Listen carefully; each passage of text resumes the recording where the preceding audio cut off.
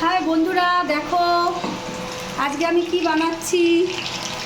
এই পাশে হলো মাছের ডিমের পকোড়া, আর ও পাশে হলো চাল কুমড়ো পাতার পকোড়া। দেখো এই যে ব্যাটার গুলিয়ে নিয়েছি, কেমন জানি না সেটা কেমন হবে।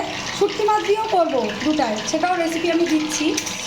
আগে প্রথমে দুটো এমনি করছি, অনেকে খাবে না, তার জন্য শুটকি মাছ দিয়ে পরেরটা আমি করছি।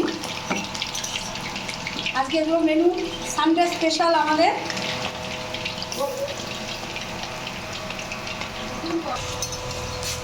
বড়া ভাজা কমপ্লিট।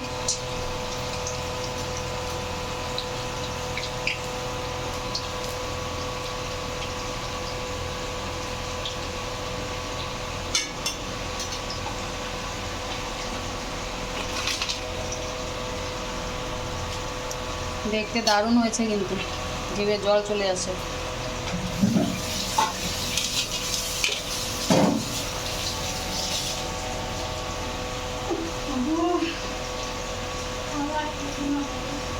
Bye bye friends.